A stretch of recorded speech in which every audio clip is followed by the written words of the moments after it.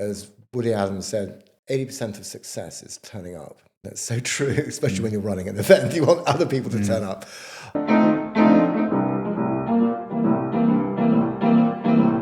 When you're sending out emails, is not to ask if someone are interested in something, but ask them if they're not interested in something.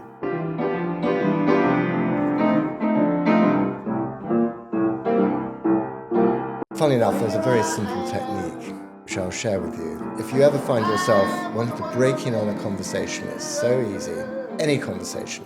What you do is you get two people talking to each other.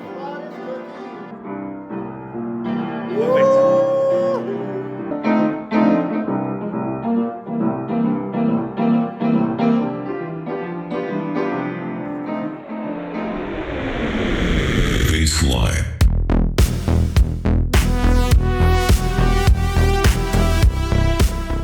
One thing that still reigns supreme, and I'm experiencing it today, is human connection. Whilst the AI tools that I use all around everything I do now are excellent at increasing productivity, they don't give me what I've got from seeing you today. And when I think about your history, you've mastered human connection. So whilst I'm fascinated by the technology, I still see the power of this. But James Bond in the books, according to Ian Fleming, lived off on a tree-lined square off the King's Road.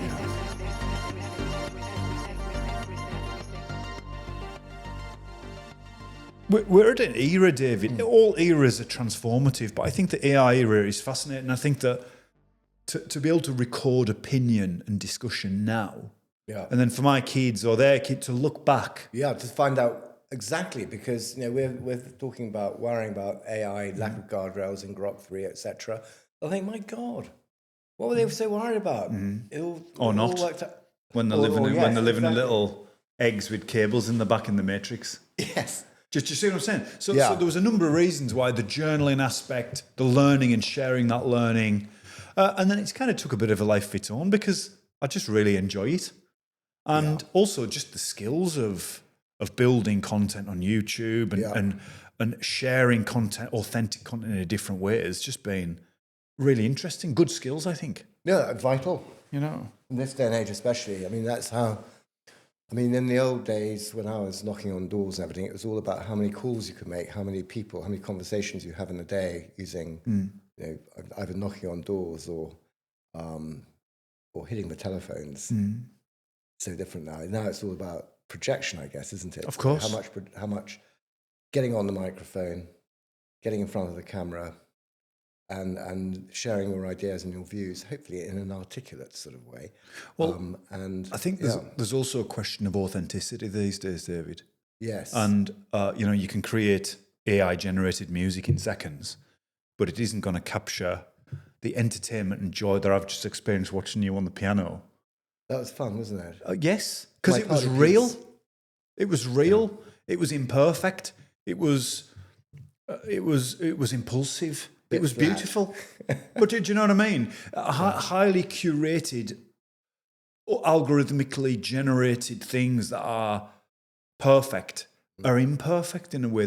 I believe they're losing something. Yeah, it's a very worrying time in a way, because the other day you had Paul McCartney talking on one of the, I think it was Laura Koonsberg, one of those kind of programs, and he was saying that he's very worried that AI will stifle creativity, because there's no incentive really for artists to create new material if it just gets subsumed into a large sort of LLM, and for anyone to be able to make other music with or similar music. And I think that's one of the biggest problems we have now. And I think the government are following the American track, are they not? Which is to let it all hang out. Don't worry about the guardrails. Let free speech reign. And of course, free speech is very important. But so what's your view on that? Well, I think that in this world that we're obsessed with AI and digital, one thing that still reigns supreme, and I'm experiencing it today, is human connection. Yeah. And I don't get, whilst the AI tools that I use all around everything I do now are excellent at increasing productivity, they don't give me what I've got from seeing you today. And, you know, when I think about your history, you've mastered human connection. David, I'm incredibly honoured to actually even be speaking to you, because everybody who's advised that I speak to you have suggested you're a gentleman who's mastered this whole human connection, business networks, Revellers Club. You know, so whilst I'm fascinated by the technology, I still see the power of this. Well, so even if it's in music, that's very kind of you to say that. But you know, like, the difference between going to a live gig versus listening to something. Yes. Well, like a lot of these things, when you strip it all back, it's not that complicated. It's really, with Revellers Club, it's really about being consistent and using automation, funnily enough, to get a consistent message out to people, to bully them to start coming to the events which through Revellers Club I organise. I've got somebody who helps me on that as well. But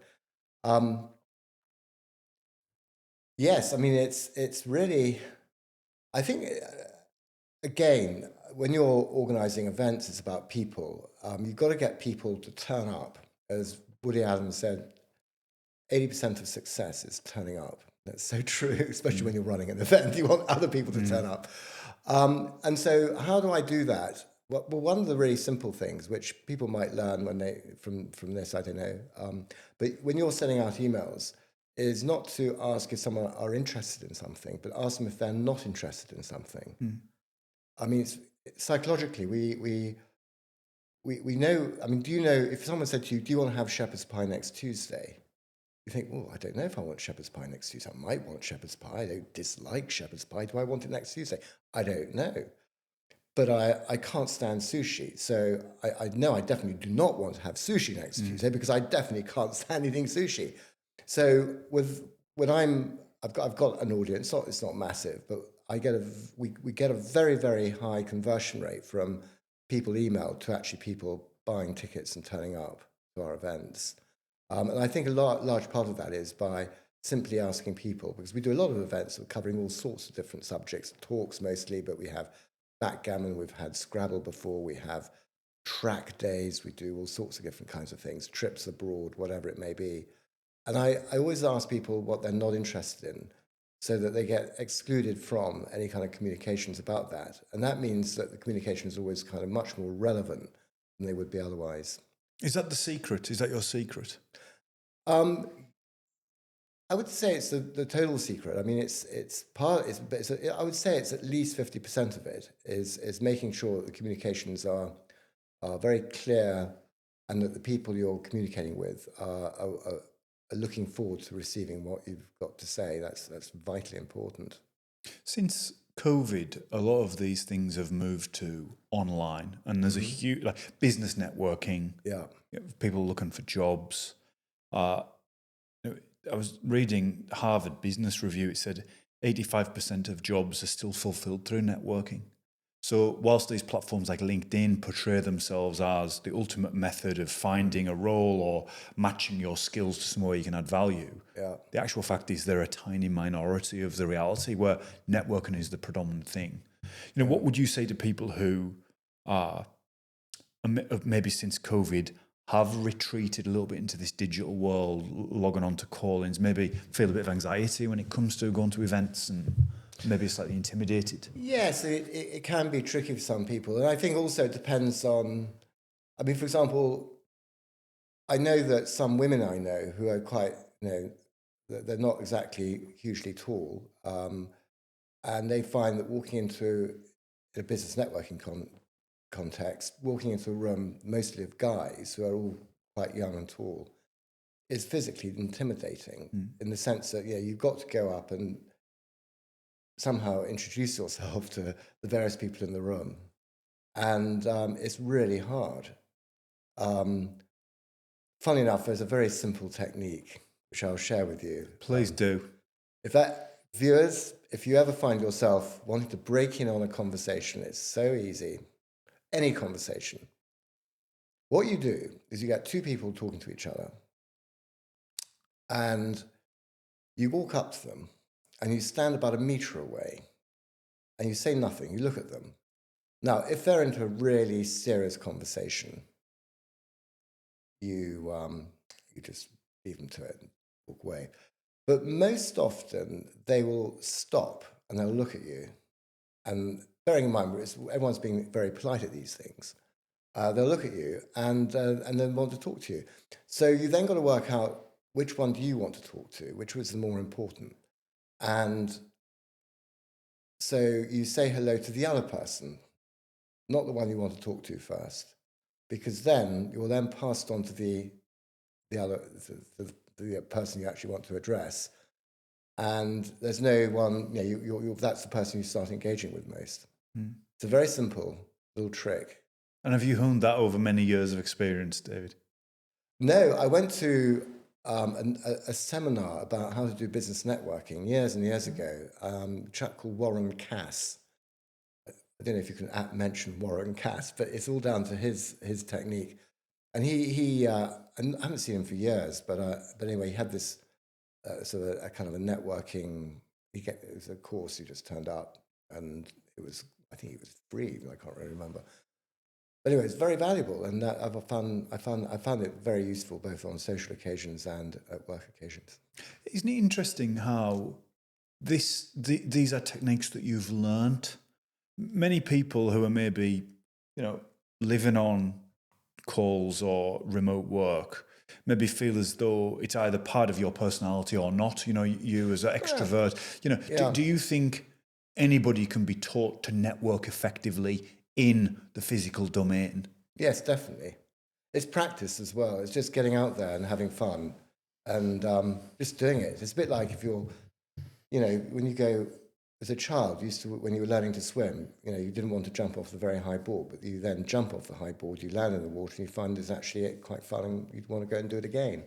I say to people who are sort of a bit nervous of going out after being in, post-lockdown, it's just hold your breath, just do it, and just get on with it, and don't be too lacking in resilience. Just go out there, go to the pub, buy a few drinks. Those industries are in decline. Many It's people, terrible. the hospitality industry, which is kind of a platform for this type of social networking. Absolutely, it's really important that we support the pub, and that when we get there, that we ask for cask ale, because cask ales, ale in the cask, they can't just sit there ad infinitum. They've got to keep selling it, and so yes, rather than having the sort of the beer that's on tap, the fizzy stuff, the lager and all that, try and ask for cask beer, because otherwise or local sparkling wine, David. Oh, of course. There's no product placement in this, though, but it's my product. Absolutely. No, it must definitely. But you come across as somebody so confident and at ease. You actually Really? put me at ease. I've started doing work in the House of Lords.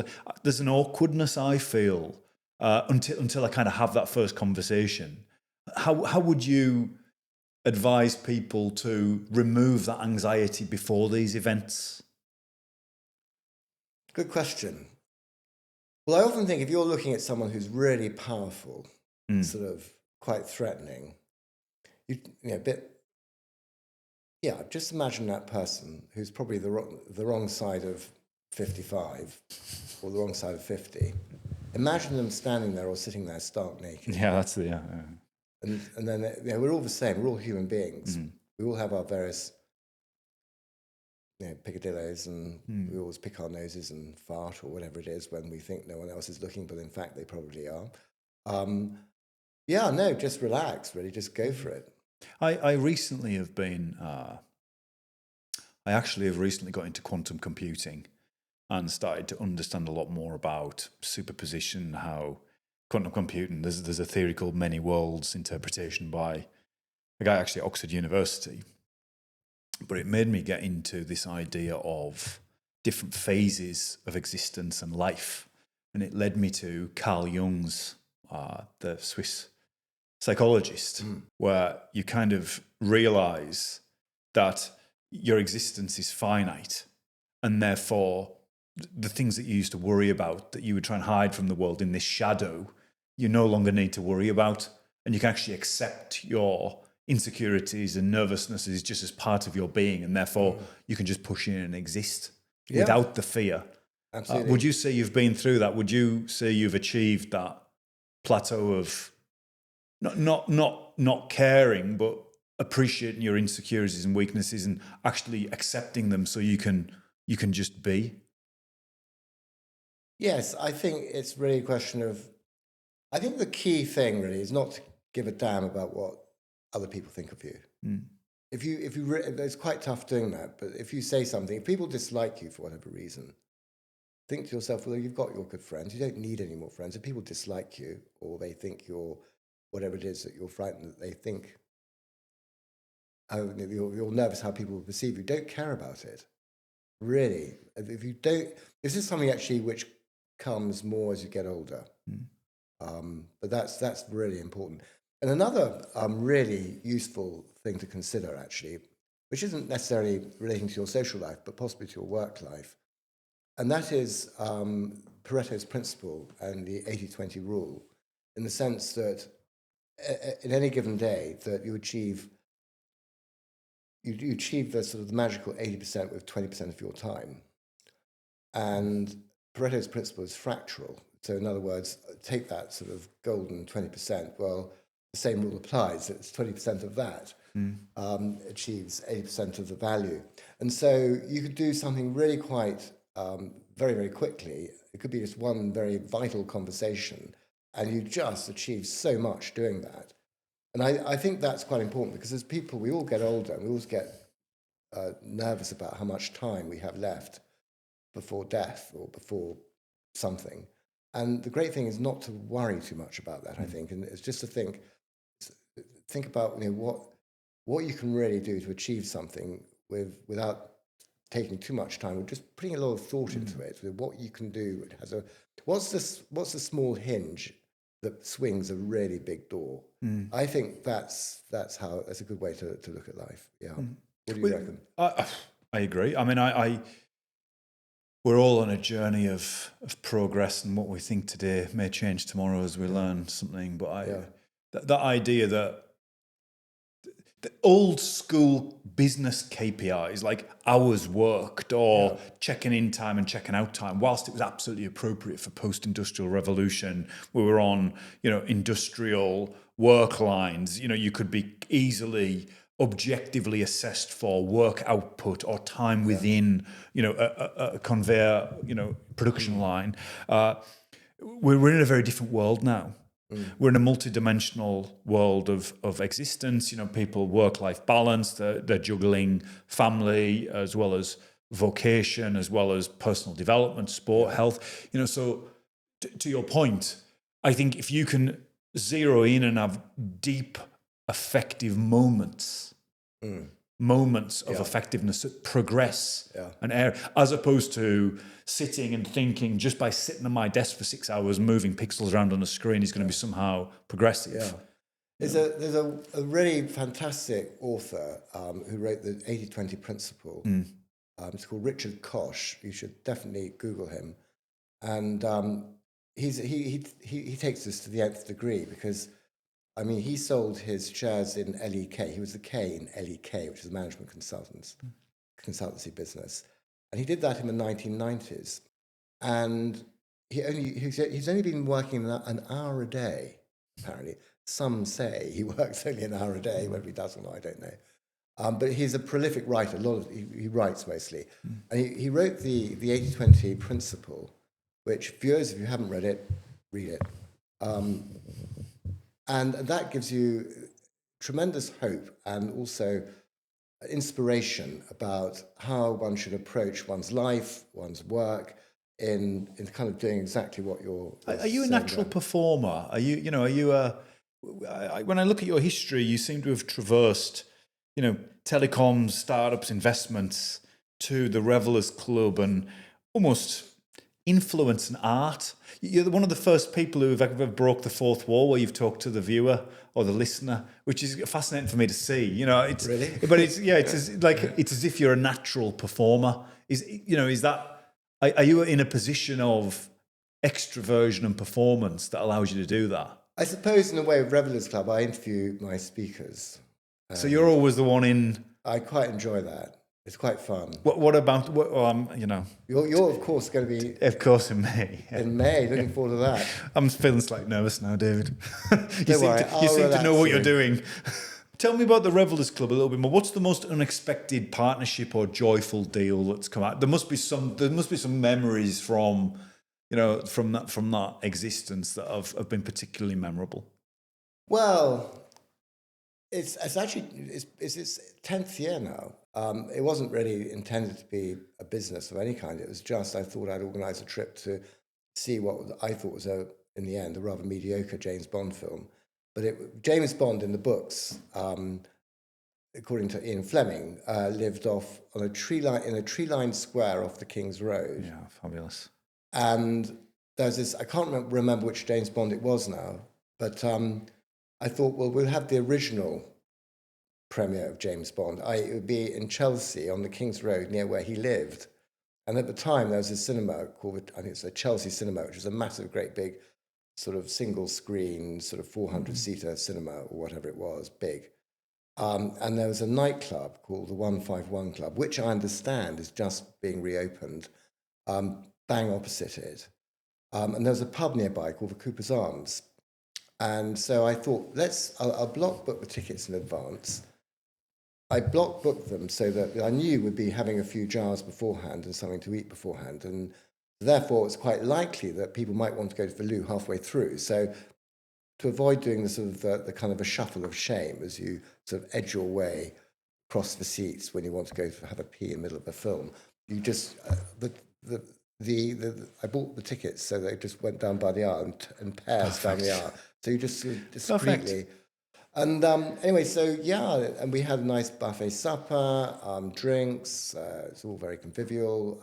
No one had to worry about buying tickets or anything like that. It just sort of, it was. And from there, it's I mean, yeah, it's like Bradders. I am yours. I was a little bachelor giving you your tickets. It's fantastic. And then we all ended up in the nightclub afterwards, and they very kindly played some James Bondy theme music. James Bond theme music, and it was all quite fun. And they said, "Can you do it again?" So I thought. The guests, was it the first kind of tranche of guests? Were they just your friends, colleagues? Friends, it was just a bit friends. of a. Yeah. I took my eldest to Stamford Bridge for the stadium tour, and it was a lovely sunny day on the King's Road. It must have been autumn, and it is quite leafy and tree lined. And I said to him, a season ticket to Chelsea for me and you and your brother to sit together, and an apartment on the King's Road, I think, is the dream scenario. I thought it was so beautiful. It is. And it's got a lot of history there, isn't there? Tell me a little bit about it. I mean, it's a little pocket of London that I find utterly joyful. Yes, I really hope that it sort of regains what it used to be like in the 1960s and 70s and 80s. What was its history, the King's Road?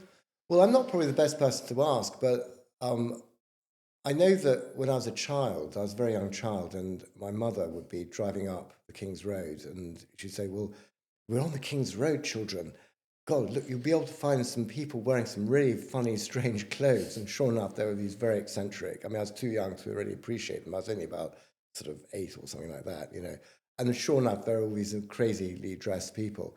But when I was a bit older, and in my teens, there used to be all these little boutique shops, and there's such fun. He's selling those cowboy boots and jeans and things like that, and all sorts of sort of hippie kit, and lots of entrepreneurs with their little stalls selling the stuff. And it's a lot of fun, and.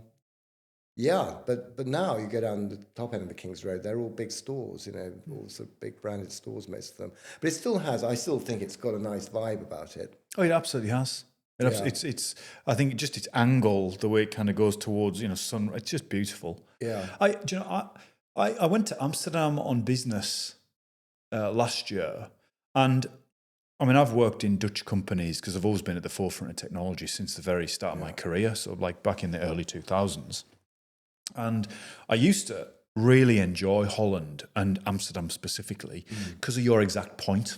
There was a lot of, single owner stores where they were producing beautiful things, handmade, and it was a utopian liberal. It was a liberal utopia for me, where it was very creative, very relaxed, and more recently, I've seen the large corporations, the big global brands move in, but then they portray themselves with almost activist signs and symbols to try and portray that they're a liberal utopia, but they're actually no more than a functional capitalist business that's trying to almost trigger the thoughts of contemporary activism. There's a phrase for it, isn't it? Virtue signaling. But do you know, the actual authentic expression of freedom of creativity was a very beautiful thing, which I think you're harking to. But then this fake thing that kind of triggers modern reaction is just it's not real. No, it's not. You've got to be the authentic thing. You've got to be the real deal. Do you think we'll go back to that? Do you think there'll be a reaction? Are we on a swing back to that authenticism? Yeah, I definitely to a point, think so. AI-generated music, and I think that will there be a reaction? Yes, I think there will be. I mean, who knows? We are now 2025, early March the 6th, 2025. And we're very, very early doors in the history of AI, I'm sure. But my worry, I have two concerns, really. One, I think creativity, and I'm very concerned about how creativity will be protected if everything is kind of machine generated, and how artists can be rewarded. That's one concern. And the other concern I have is that I think it's going to have a big effect on jobs. And I know that every time there's a new technology, that we all think, oh my God, ever since the Luddites, it's always going to be the jobs that are going to go. And I think with AI, it's going to happen, but it's going to happen at a really sort of top end level. A lot of, if you're a lawyer, if you're an accountant, if you're a software writer, there will be, when there is going to be super intelligence, where the machine, so to speak, is more intelligent, can do most tasks better than any human being. I think that's going to be, I don't know how that's going to play out. I think it's going to be very difficult. And this is why I feel, I don't want to be smug, but I think with Revellers Club and any kind of business, including pubs and restaurants, that is all about human interactivity, I think will do quite well. I mean, they'll be very popular because people will be craving for being able to do things with other people more. I mean, I don't think, I mean, maybe I'm being a bit ridiculous, I don't know, but I just think that we've got a change which is going to be so big that we can't really imagine it at the moment. There'll be lots of opportunities as well. And whilst there could be a lot of job losses, there could be a whole bunch of jobs which we just can't conceive at the moment that will be created in the same way that with the iPhone. I mean, would anyone know, say in 2007, before was it 2006, that there's going to be a huge industry called the app industry of people designing apps for these things called smartphones? We wouldn't have had a clue. So what kind of products are going to be out there which we can't conceive of now, which are going to be as a result of AI, with all those opportunities? So I think it's a worry. But on the other hand, I think that it's also fabulous opportunity.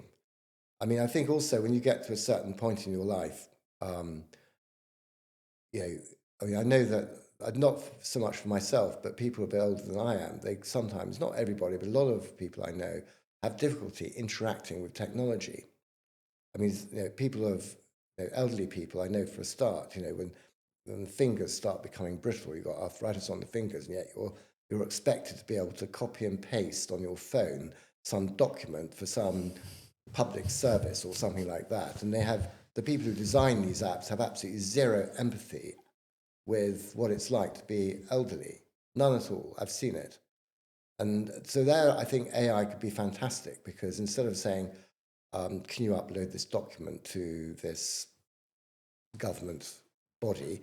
You just give it the verbal prompt, and not particularly lucidly. You just say vaguely what you want, and it asks you some questions to clarify, and it just does what you want it to do.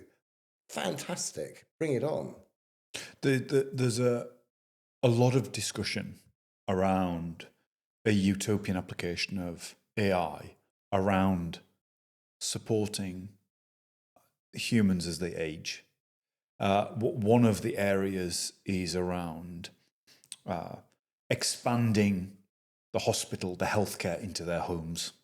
So the idea of, being able to be at home in your environment and still have an equivalent, if not better level of care than you would get within a building, a hospital building, by using, sensors, monitors, data-driven, proactive healthcare.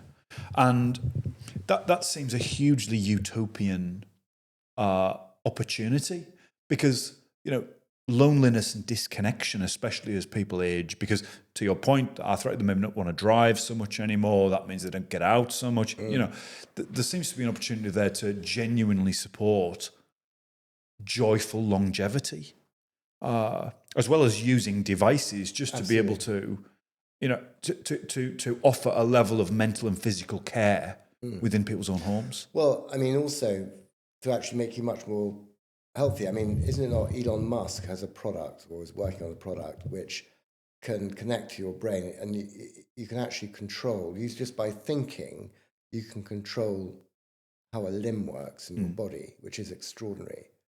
So I think that, yes, I think you are absolutely right, but I also think that we'll have very sort of positive health outcomes as well. David, the whole computational augmentation of the human brain is a fascinating area. And Elon has something called Neuralink, which I don't actually know the details of. Yes, that's it, I think. I went to a presentation at British Computer Society last week, and there was a guy there from University of Essex, and they are doing some unbelievable work, basically, building 3D printing bio harnesses that allow them to culture brain materials to potentially replace traumatized or degenerative brain materials. Wow. And they're seeing amazing results. Really? To the extent where they can grow these 3D printing, these bio brain functions quite quickly. And they believe, they have a vision that, if there's a traumatic brain injury or through aging, they can actually identify which parts of the physical and basically just replace it with new. Great. So which is fascinating, David. That's very, very good news, because it's very scary when you get a bit sort of dementia, or as you get older, your memory goes a little bit. You think, this could be a solution. I think one of the most terrifying diseases is dementia. So what you're suggesting there is really extremely hopeful. How long will it be before it comes on stream? I've forgotten. It's very much in. I mean, I'm trying to get him on the podcast so we can actually get into a bit more detail about it. Obviously, the ethical complexities of this sort of thing are huge. But their point was, it's a very easy area when you're dealing with somebody who's had a traumatic physical brain injury, where they can physically identify where the damage is. There's no loss or downside to attempting to replace something that's proven to work. And they can connect these brain tissue with electrodes, and they can actually, believe it or not, the brain tissue that can play computer games. So it can cognitively function. Now, which suggests from a biomechanics function, all the little different cells and the passing of electrons, they can make that work. Yeah. How they then apply that and how that works as a component of a larger brain entity is still being worked out. But what I would say, David, it's happening very quickly. It's happening very quickly. Excellent. And the people who are working on it are working on decades and decades of solid research. Yeah. And they're making phenomenal leaps forward. And one of the reasons why is they're using AI to accelerate the analysis of the data that's coming out of these systems, which also leads us to things like the COVID vaccines, whether we agree or disagree, and I know there's a lot of contention there. They were brought to market in a massively accelerated way because all of the different iterative could be tested extremely quick within AI systems. Yeah, no, absolutely. Yeah, no, we had Tim Hames, who wrote, it's called The Long Shot. He co-wrote it with Kate Bingham about the story of how, from as soon as just before the pandemic hit, Kate Bingham managed by hook or by crook to bring the vaccine program to fruition. It's a really, viewers, I definitely recommend you read it. It's whatever your views are about the vaccine itself, it's really a story about how to deal with the bureaucracy. And funny enough, whatever your views are about Boris Johnson, one of the great things he did is that he made sure that Kate Bingham had his mobile phone number, or at least a direct line to him. And everybody she dealt with in the bureaucracy knew that. And that was so powerful. That enabled her to move quickly. Absolutely, because there's a lot of pushback for all sorts of, a lot of turf wars that had to be navigated, and it was terrifying. Politics. Awful. My experience of being in some of the all-party parliamentary groups is, firstly, how the media portrays the government is not how the government actually is. There are some extremely intelligent, capable, experienced people driving things forward in a very thoughtful way. This is not random ideas generated to create political stability. And the media does portray the government in a certain way. Yeah. But when you actually get under the covers and, even not too deeply under the covers, you realise there are some very, very capable people in government.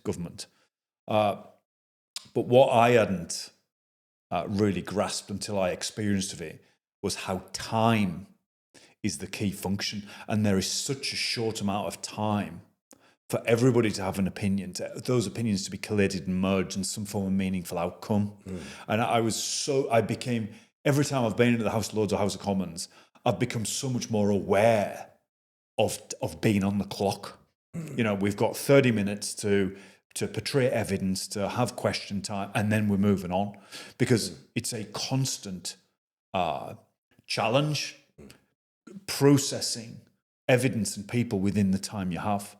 I mean, that seems to be the challenge within governance, I feel. How interesting. Time.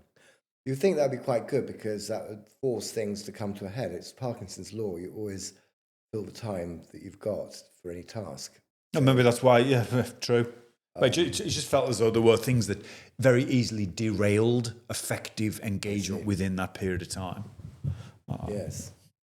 I think one of the problems, isn't it not, with our political system at the moment, is that ministers they're only working in that job for a relatively short amount of time, and therefore there's no incentive really for the powers that be to plan beyond the next 3 or 4 years, or certainly not more. Other than a genuine passion for the country and for the good of the whole. Yes. And therefore, surely, I mean, anybody with a degree of intellect and capability would know that I am part of a relay, and I'm going to take that baton and I'm going to be as effective and as fast with it as I can, under the knowledge that I'm going to pass it on in a progressive way, not that I'm going to do it for my own longevity and then reset. Because whilst my personal agenda may be optimised, the good of the race isn't going to be effective. Did you know? Yes. Everybody should be entering Parliament with a belief that they can genuinely hold that baton for a short period of time, but create objective progression for the country and its people. Yeah. So what do you think of the Doge, Elon Musk's Doge? My feeling is we're entering a different era of transparency, David. I mean, you've seen governments come and go, But I personally, in my lifetime, have never seen this level of transparency. I think it's very welcome, the idea of, as you say, transparency, the idea that I think Elon Musk, he asked, can everyone say what they did last week or what they achieved last week or something like that? And if they didn't reply or give satisfactory answers, then they received their equivalent of a P45. But I remember years ago, I met on holiday someone who had fought in the war, as a commander in the Navy. He'd fought in the war, and then he worked at the Ministry of Defence and sort of years immediately after the war. And he was pretty shocked and appalled by the nature of the bureaucracy, even in those days when it was much smaller. And he came up, he said something which I thought was quite interesting. He said, it's very difficult to change a bureaucracy. The only way you can do it is by getting rid of an entire department. You're trying to make small incremental improvements, just doesn't work. And so I'd be very interested to see how the Doge works in America and to find out whether it could be applied to the United Kingdom, because there's no doubt about it that in my opinion, the biggest millstone around our neck right now is the sheer size of the civil service, the sheer number of people it employs, and the sheer number of managers. I mean, if you're doing a project, and there are a lot of managers that they're all stakeholders, then they all have to be copied in. They all have to have some sort of an input. And anyone who's been in sales, I mean, we all know the worst thing you can possibly do is sell to a committee, because nothing happens. No one makes a decision. Well, that's the problem, in my opinion, about bureaucracy. And we've got a very extreme, very large bureaucracy, and needs to be cut back. So bring on Elon Musk's approach to what they with the Doge in America. What can we learn from that for the UK? What's your view on that? I think that the transparency has to be a good thing. Yeah. My worries are people able to handle and interpret transparency of government. But I think that you've made two statements. One is that this bloated management layer, an unnecessary management layer, is just inefficient, and also that AI and technology can displace a lot of that objectively and move much quicker. Could we be looking at a government that is a hybrid between AI and people? Because that's what effectively, from a philosophical point, Elon is building a AI system to assess human performance and value, and to remove friction by replacing human bureaucracy with algorithms and machines. What we are doing, what we must be all aware of, is we're moving to a hybrid cyborg governance where machines and people will deliver on what that hybrid thinks is right for the people. Now, I have my own personal view that can only be a good thing.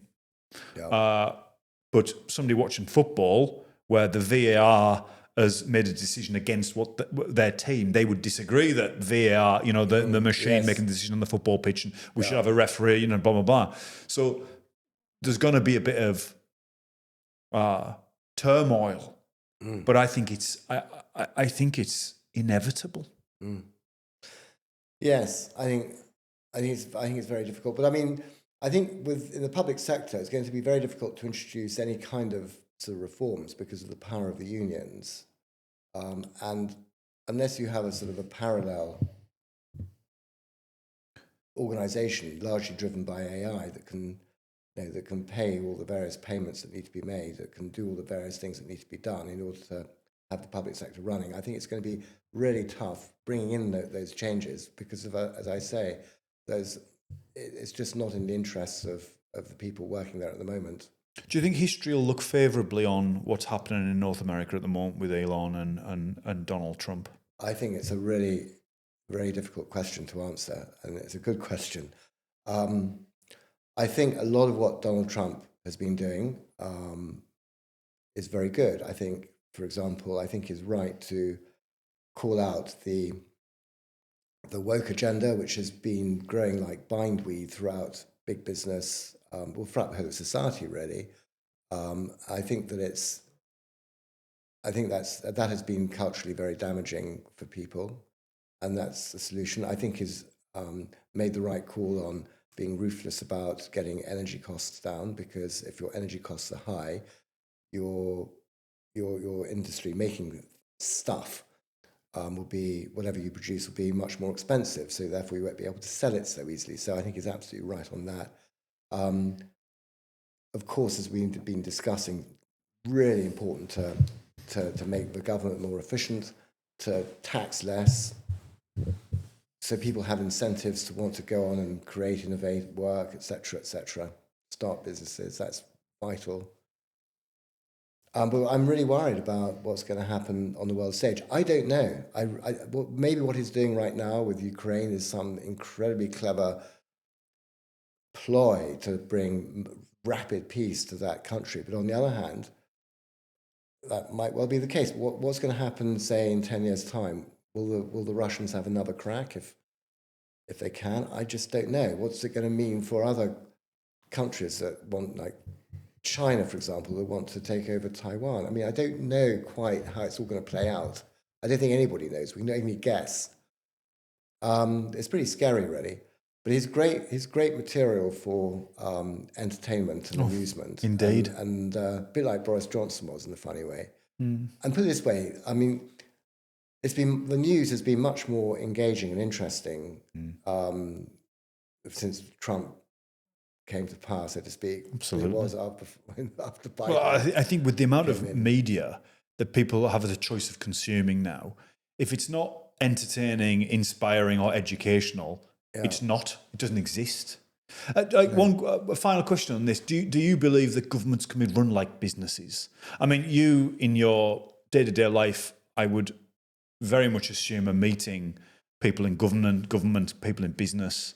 Do you know your experience of those people and their values and their morals and their raison d'etre, the way they operate? Do you believe it's effective to run a government as a business? That's an interesting question, because I think the core problem of government is that, unlike a business, they have no shareholders and they have no customers. And therefore, the only way people can advance themselves is by how they are perceived by their colleagues, by how they achieve kind of goals which don't relate to either giving value to shareholders or pleasing customers. So what does that mean in practice?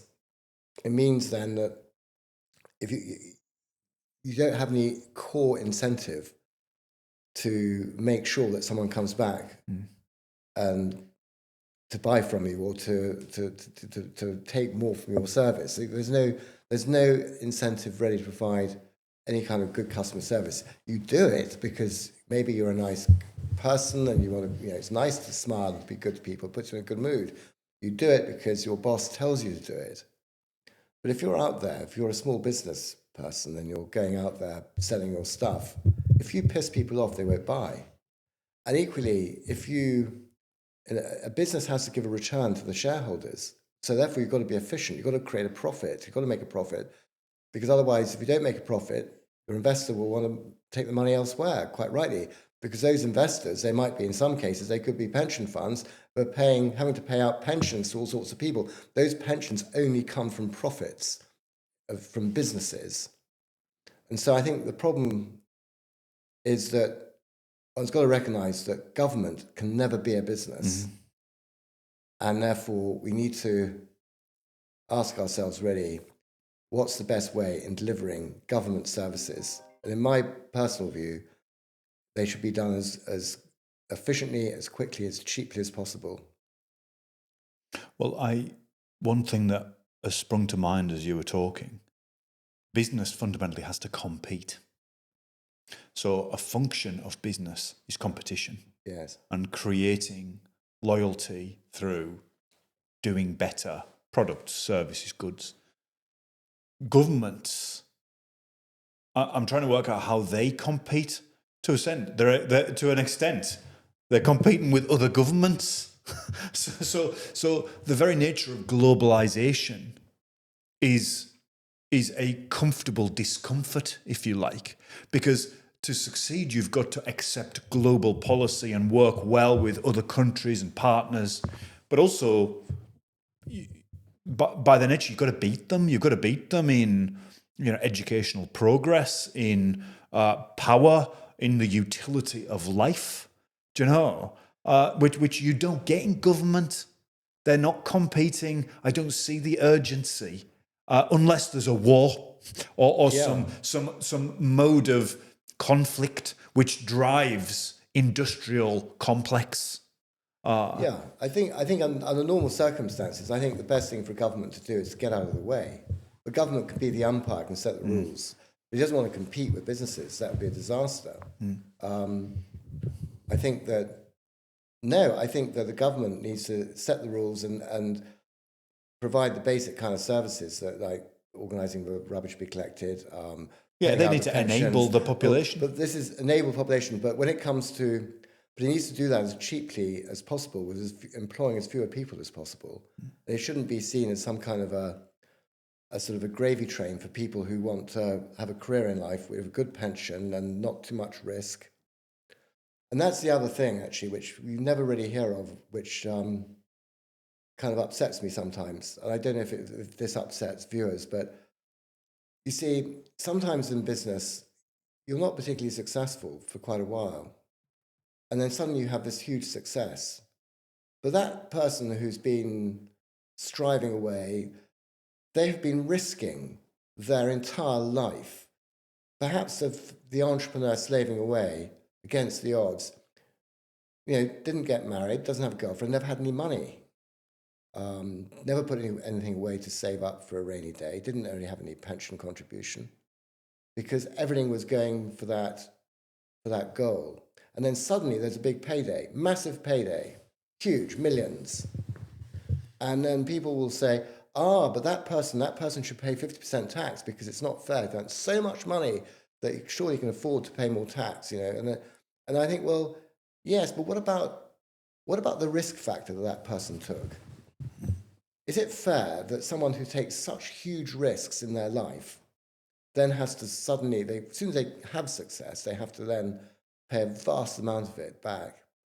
Well, people won't do it. They'll leave. They'll go to other, to the point of government being competitive. Other places will make more hospitable environments for entrepreneurship and innovation, and socialist governments will fall behind. Now, they will fall behind, but they will hopefully benefit from more equality, which unfortunately equality will be unaffordable if the money-making machines of entrepreneurship go to somewhere else. Yeah, exactly. So it's a paradox, Just in terms of business and the Revellers, what do you think are the most exciting things at the Revellers Club coming up over the next few months? Well, we have various things. We've got a very exciting talk with you, of course. I'll try my best, David. AI. I have a feeling I might be doing a lot of research in between now and May. May the 12th, isn't it? May the 12th. May the 12th, Monday, May the 12th. May the 4th be with me. Put it in your diaries, everybody, your calendars. May the 12th, the Prince Albert, upstairs at Prince Albert in Battersea, just over Albert Bridge. It's going to be fantastic. There, it'll be square. Anyway, no, really, that's going to be a fascinating talk because we're talking about AI, utopia or dystopia, ? It could go either way. It could go either way. It'd be very interesting. We've got also, to answer your original question, we have a talk coming up in April, which is Jonathan Aitken, who is a really interesting guy. He has had such an extraordinarily rich life. I mean, he was an MP from an early age. He's a journalist. He was a cabinet minister, and then a few years later, he was in jail. But anyway, he also found God, which is quite interesting, and it had a very deep, very significant influence on his sort of spiritual life, being in jail. But anyway, he's giving a talk on the 7th of April, which is a Monday, at the Hollywood Arms. And he'll be talking about all the various people he's worked with, including Margaret Thatcher, Winston Churchill, who he knew for his parents, Lord Beaverbrook was his great uncle. And so he talks about him. Really interesting people, some quite amusing stories about Jimmy Goldsmith, Sir James Goldsmith, and John Aspinall. Wow. And it'll be a really fascinating evening. Where can people find out more about that, David? Revellersclub.com. And we've got also a really interesting talk by someone called Tim Spicer, who used to be the famous Tim Spicer of Sandline fame. And anyway, funny enough, he was awarded an OBE for services when he was in the army in Northern Ireland. But anyway, he's now turned into, he's an ex-soldier turned writer, and he's giving a talk about a fascinating character called Wilfred Biffy Dunderdale. I mean, really, what a wonderful name, Biffy Dunderdale. And he was born in Odessa. His parents were Austro-Hungarian, but he was British. And he was a spy, born in 1899, and he was responsible for smuggling the Enigma machine into the UK just on the eve of World War II. And it was a great story. He did it on a train.